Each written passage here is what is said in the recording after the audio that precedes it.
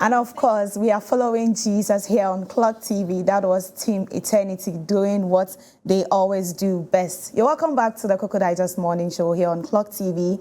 I am Miriam Abna Adede. It is time for our lifestyle conversation.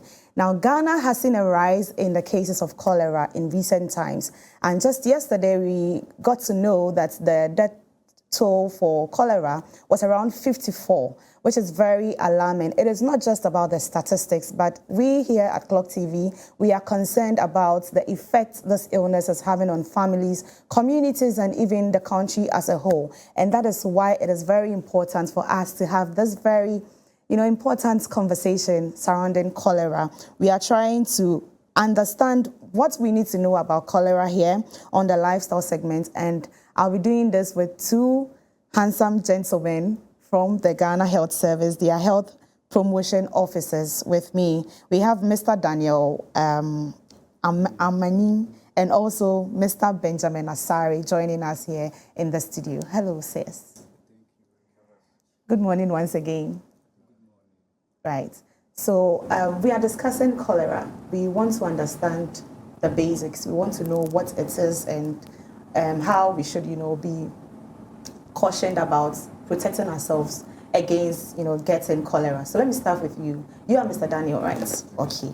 So let us understand how cholera comes about. Thank you very much. Before I start, I would like to greet our ardent listeners. Okay. So on the background, I would say that cholera is an infectious disease, which is fecal-oral. When we say fecal-oral, it means that we get it from a feces. That's an infected feces. Right. It is very infectious. Apart from that, if we have vomit, and we have vomit that is contaminated, and the person come in contact with it, the person could also get the infection. And also, if a person also get very close to the surfaces, that is contaminated or infected with the virus, the person can also pick the disease. And also, about the environment, the waste environment. I mean, if someone finds himself or herself in the filthy environment where house flies moves around, the flies could pick the virus, and then if the outbreak comes to settle on the food that you are eating, the person could also get. So that is how one gets into contact, yes, with getting cholera. Yes, now, how does it spread? How do we spread it from one person to another? Yes. So, like I was saying, an infected person, when an infected person passes stool, so automatically the stool also becomes infected. So if a person come in contact with the infected stool, the person could pick this bacteria and hence get infected. Apart from the infected stool, like I said, the vomit, if someone vomits, and then the vomit contains the bacteria, the person can, and then we also have this in surfaces, infected surface. If someone is having the bacteria or the person is infected and the person touches and maybe unknowingly just leave the bacteria there and someone comes in contact with the bacteria, the person also could pick it up. Let's come to you, Mr. Benjamin. Yeah. How is cholera connected to water contamination? Because he mentioned stool and vomiting, but we also got to know that it has a link with water contamination. Yes.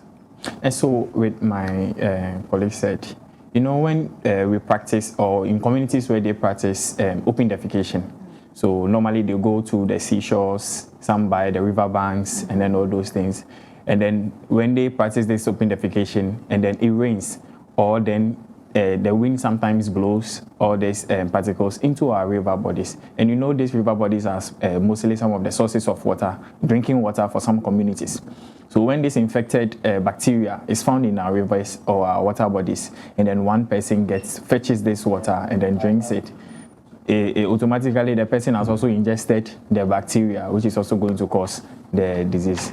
And then to add up to that, you see, cholera is an intestinal infection.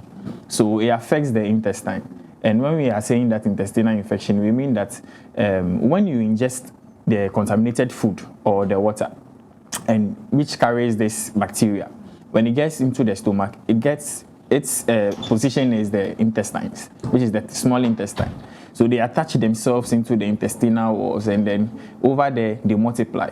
When they multiply over there, then they start producing the toxins, which causes the distress or the discomfort in the stomach, which makes the person frequently has to vomit, and then defecation as well. So with the vomiting and defecation, are they the only signs that we can see in someone who has cholera? No, there are other signs, but the most critical one is the diarrhea and then the vomiting. But sometimes when it prolongs or it persists, you see the person becoming very weak in reference to the frequent vomiting and then the defecation.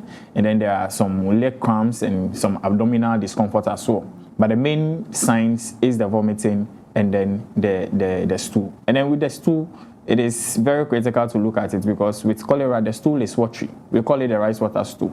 Very watery. Yes. What about those that have the stool without vomiting? Yes. So with cholera, we have asymptomatic signs where the person doesn't show any sign at all, or sometimes shows any of these signs. So someone may have cholera, but then may not know because he or she is not showing any sign. And then someone may also have the cholera, but just diarrhea without vomiting. But all these signs are very critical, and we must very look out for all these signs as well. Okay. So any of these signs, we just have to. Before we get to the critical stage, are there early stages, symptoms that we can identify quickly, look for help? All I can say is diarrhea. But there are people who also say that if I see a watery stool, it means the dirt in my it's stomach coming is out. Coming out. It doesn't work like that. You see, when the moment the body starts to flush out some things, it means that there is something going on. And in this season that cholera is ongoing, or there's an outbreak, when you see such a sign, you shouldn't just be like me, naive. It could be a cause for alarm, which we have to seek medical attention. Other than that, if it's any other day and then you are just feeling that one is fine. But then we are in the outbreak. So when you feel or you see any signs of diarrhea and those things, you shouldn't be at home and be like me, unless of course you took some medicine to just flush the system. But other than that, if you don't think you have taken any medicine and then it's just happening, you just have to seek medical attention. Let me come to you, Daniel. Now let's look at some preventive measures. How to protect ourselves from getting cholera.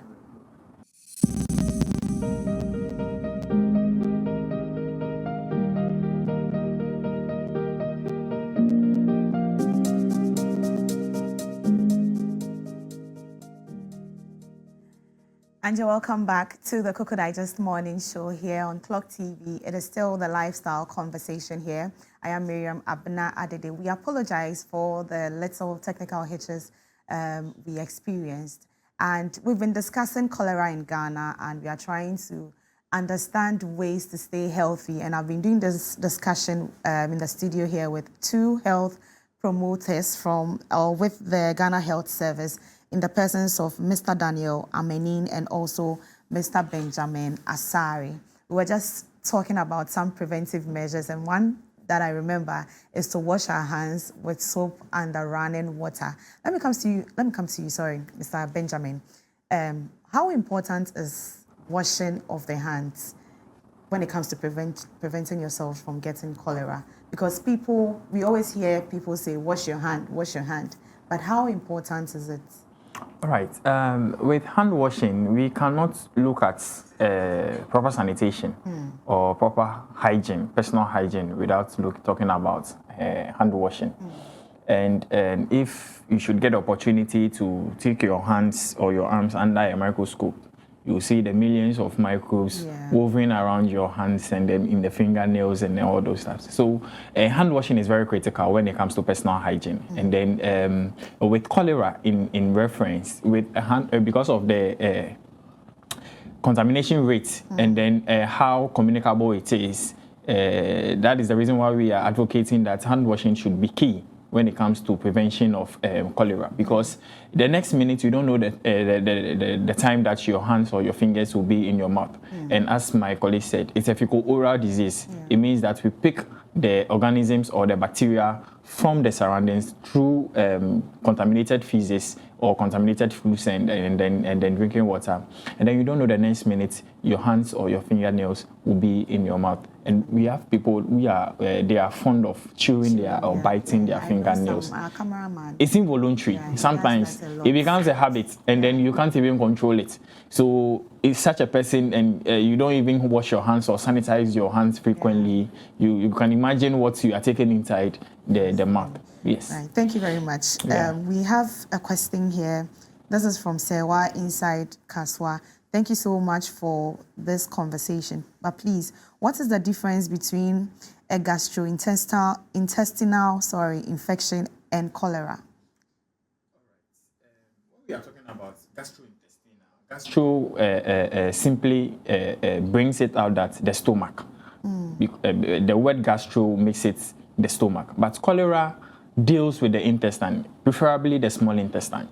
So they attach themselves into the small intestine, the walls of the small intestines. That is where they multiply or they procreate and then become an army or a colony before they can produce their toxins. But with gastrointestinal, we are only centering our focus into the stomach. But cholera, a bacteria, doesn't look at the stomach. They travel down through the stomach into the small intestine, and then that is where they destroy the epithelial walls. Yeah. Do you also share the same light to what he said? Okay. Let's go back to the hand washing. What do you also have to say about it? Okay. The hand washing is very key. Hand washing is very key when it comes to cholera prevention. Yeah. In the sense that it is by hand washing that will clear away all the bacteria in the hands. And it's not only going to be just like having water and then washing. You have to wash it with soap, and it should be under running water. And we have instance that some people, if they come to it, they just fetch water into a bowl. So they will stagnate the water in the bowl and then they wash. So it means that they will be re-picking the bacteria onto their hands. What if the water is warm or hot? If it is warmer, yes, that one too is good because bacteria germs can't survive it. But the ideal one is under running water with soap. Then it means we'll be going back to our Veronica buckets, right? Yes. Right. So in my introduction, I made mention of the fact that it affects communities. It affects individuals and even the nation as a whole. What do you think, as an individual, that our communities should do to help people, stay off cholera, getting cholera? Yes, I think at the community level, I mean, we all have a role to play. Every individual has a role to play. So, like, as we have the information, that we are giving the messages to the people. Those who are hearing the message also could just pick the messages and then share with others. Apart from that, like I said earlier on, we have to practice hand hygiene and personal hygiene. Then we should make sure that our environment is clean. We should just make sure that where we are or where we cook is very safe. And apart from that, I think we also have to desist from open defecation. People who sometimes at the beaches, they wake up at dawn, they go to the beaches. I think all of that should be like stopped. And then those who cook, those who Very cook, important. yes, they must also practice. And because sometimes you see a cook and then the baby is just trying like defecating.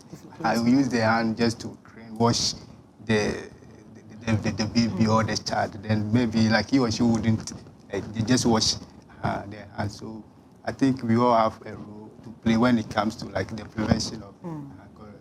Mr. Benjamin, what's your favorite food as local, delicacy? Gobe. Oh, okay, a soupy food. Soupy food. A soupy food. Okay, so I will go with my fufu and then the light soup. Fufu and light soup, Yeah. which we usually Use the our hands, yeah. And mostly we don't get the time, the luxury of time to prepare it, so we buy it outside. So what message do you have for people who sell these kind of foods? Because I also like to eat fufu a lot. You are like me. What should they do, and what should we as individuals look out for before going to purchase their food? First of all, to the food vendors, we are advocating that food vendors will make sure that they are cooking their foods at the right temperature. You know, sometimes because people are lined up, they just have to just make it fast and then just quickly do it for the people to enjoy or to sell. And then as well, we should also make sure that when it comes to people like us, those who purchase those foods, we should make sure that we are looking out for all these things. Clean surrounding, clean utensils. We are checking around where we are going to eat. We should make sure that there are no house flies around. And then even with sometimes they make available this Veronica bucket. Sometimes some people also don't do. They have these bowls that we have to wash. We have to make sure that from time to time, after washing your hands, if it's a bowl, you just have to pour it somewhere so that the next person will not also come and use the same bowl to wash their hands. And then people are also fond of enjoying the food without washing their hands with the soap because they feel that the soap is going to have the scent or the smell is going to be on their hands. So they rather finish their food and then wash their hands with soap, which is a very bad habit. You should first of all wash your hands with soap and water before you enjoy your food. And after enjoying your food, you can still wash your hands with the soap and then the water. So I think the key message to the food vendors is that they should also be advocates for the spread of cholera to limit. Okay. And then please, in addition to all that you have said, I also want to just inform our viewers that if someone contracts the bacteria, or if someone has the disease, I mean, we have to practice isolation. Okay. Isolation, because the moment you just get in contact with the person, you can also pick this bacteria. So even at the health facilities, there's a place they've created isolation centers where they isolate the patients. So with that in our community, so one gets this bacteria or one gets infection of the disease, and you have to practice isolation. Sure. And the moment you get closer to a person, you can also get infected. Yeah. With the symptoms you just mentioned and also the preventive measures, someone can say, oh, okay, so if I see someone vomiting and defecating, I can conclude that the person has cholera. But can we self-medicate? Can we advise the person to get some ORS, Coke and salt, that kind of mixture? Okay. Coke and tin tomatoes. Yes. I don't think self-medication is the ideal way to go. Like I said, because with the disease, the earlier that is detected, diagnosed, and the earlier that it is dictated at the health facility, the better. Because if like a person has the disease and the person want to practice self-medication at the latter stage where the person cannot do anything with him or herself and they want to go to the hospital, that's where there will be this thing, fatality. Yeah. So we encourage people that upon seeing the signs and the symptoms, they should just hurry and then assess the nearest facility. The better. Thank you very much. Please, your last words. As the outbreak, it's already an outbreak, so we have to just be each other's keeper. You don't have to wait for the problem to come. So some people are fond of being like, oh, we have not seen someone with cholera before. Yeah. We don't even believe it's around. Oh, you are lying. Or what you are saying. They just want to deceive us like they did with the COVID. It is real. Cholera is real. We have identified cases, and then we have had fatality as well. So we should all be each other's keeper. And then also early detection and then early medical assessment is the best. When you are with someone and you see the signs, get close to the person, advise the person to seek medical attention. And then with the self-medication we talked about, if we should give out the medications out, people would like to get them. But then in times that it's odd time, like midnight, and then you are with the person and the person starts vomiting, you can simply prepare the ORS, which is the first response. Then early in the morning or at an appropriate time, you visit the health facility. That would be my word. Yes, thank you. You also So, have something to say. yeah, so I will also add on by saying that this coconut, like because of this Electrolytes. diarrhea, so any person who has this infection can take this thing. Coconut first aid. Okay. First aid. If the person takes it, doesn't mean that he or she should be in the house. I mean, on his or her way to the health facility, should take this thing, the coconut. And then aside that, like we are saying that management of the disease at the health facility is free. It's free. It's free. Management. So I think we have to take advantage of that. I would like. No one should sit. Cholera and goes to any public hospital. If it's confirmed it's cholera, it's free. Yes. Oh, okay. So I think we have to take advantage of this. that. And in case a person gets the infection, the person shouldn't sit in the house trying to apply self-medication on himself or herself. But rather, he or she should go to the facility for better treatment. Thank you so much for this conversation. I believe our viewers have learned something. I have also learned. I have a personal experience with cholera. So when it comes to cholera, because looking at where I was living at first, it was a very congested area. So it was likely that we get that. But I mean, we have been educated by you, and we'll stay safe. Thank you. Thank you so much. You're welcome. Right. So we had a conversation here on the lifestyle segment, understanding cholera and what to do to stay healthy. I did this with Mr. Daniel Amenin and also Mr. Benjamin Asari. They are health promotion officers, with the Ghana Health Service. They helped us with this education. Now, coming up, we have our birthday segment. Please stay with us. We'll be right back.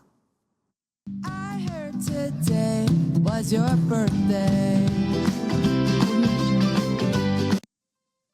I heard today was your birthday.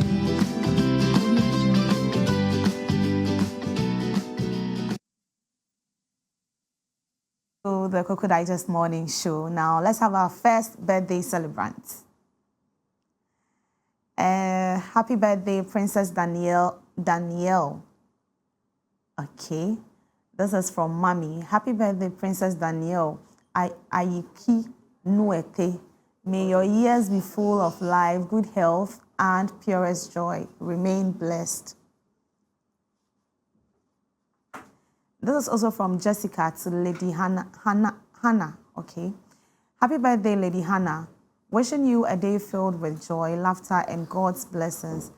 Have a great day today and a testimony-filled year ahead. Happy birthday. A happy birthday, Angel. Wishing you many more years of God's blessings and prosperity. You will continue to excel in whatever you do in life. Enjoy your day to the fullest. Right, and these are the birthday messages we had for today. We want to wish you a happy birthday. Okay, a happy birthday to Gloria inside Kaswa. This is from Kojo. We're wishing you a glorious birthday. A big happy birthday to Kwame inside Pokwase. Kwame, this is a special one to you. Thank you so much for always watching me on Clock TV here on Cocoa Digest Morning Show. We appreciate you so much. The right. Kwame one seems very personal. Nanaya, please allow me. We have to talk about it. We have to get to the bottom of this. So he just wants to register birthday. his presence here. He wants to do the birthday, segment with me, but unfortunately, we are done. Oh, Nana, you have someone. No, I have someone to. I have some questions to ask you. Okay. The Kwame one seemed very personal. Oh, that's my brother. It's Ends Day. Brother in Christ. Okay. That's my brother. So if you are Kwame from Pokwasi, you've been brother zoned. This is BB brother zoning you on Cocoa Digest. So exactly. I'm putting you on the spot. Of and course. I'm sorry. We'll talk about it later. No, finish talking about it here. All right. So I have Nanaya Asari with me in the studio, and He's going to take us into the world of sports.